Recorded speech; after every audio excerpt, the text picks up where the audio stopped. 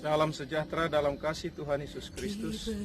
Saudara yang dikasihi Tuhan Yesus, kita menemukan begitu banyak keadaan yang membuat kita kehilangan figur dari seorang pemimpin yang semula kita begitu percaya bahwa dia adalah seorang pemimpin yang baik. Justru di tengah-tengah situasi yang sulit, kita selalu ingin menemukan pemimpin yang dapat menjadi teladan, dapat menjadi contoh bagi kita.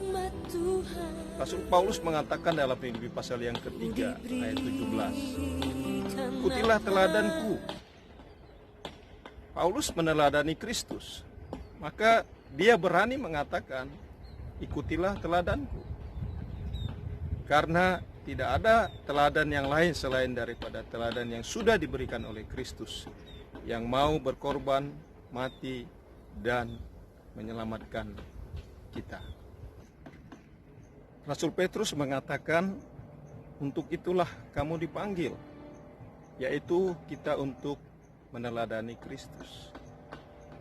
1 Petrus pasal yang kedua ayat 21. Memang ini sebuah kebenaran yang sudah tidak populer lagi pada masa kini, karena memang tidak ada orang yang mau menderita. Tapi saudara, ini kebenaran yang diajarkan oleh firman Tuhan bagi saudara dan saya, bahwa kita menderita karena tetap di dalam kebenaran Kristus yang sudah menyelamatkan kita. Mari kita lihat saudara, kebenaran firman Tuhan ini mengajarkan supaya kita tidak melihat kepada yang lain, tetapi hanya memandang kepada Kristus yang sudah menyelamatkan saudara dan saya. Dan dia dapat menjadi kekuatan, bahkan sumber kekuatan di dalam hidup kita. Semua orang yang mengikut Kristus adalah orang yang meneladani Kristus dalam seluruh kehidupan. Biarlah kita tetap fokus kepada Kristus, sumber inspirasi, sumber kekuatan bagi kita. Karena untuk itulah kita dipanggil tengah-tengah dunia ini. Kalau kita menderita atau mendapatkan hukuman karena kejahatan kita, apa artinya, saudara? Jelas dikatakan dalam kebenaran kita menderita karena Kristus.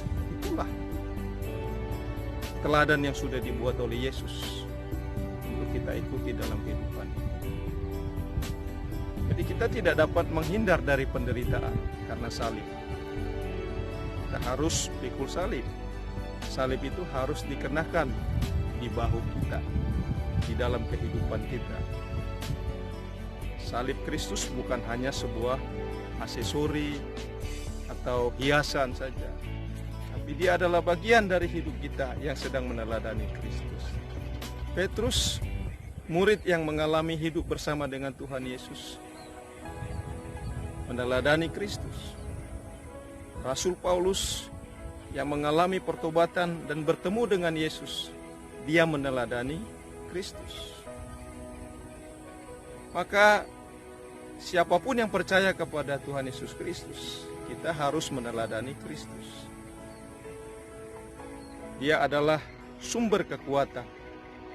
Yesus adalah satu-satunya tokoh, sosok yang dapat menguatkan kita di tengah-tengah pergumulan yang kita hadapi.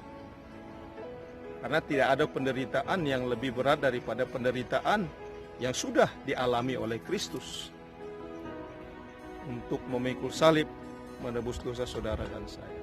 Mari kita percaya apa yang sudah dilakukan oleh Yesus, itulah kekuatan bagi kita.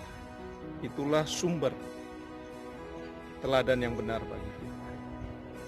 Jadilah kita menjadi teladan yang dapat mengatakan, ikutilah teladanku, karena aku meneladani Kristus. Tuhan Yesus memberkati saudara.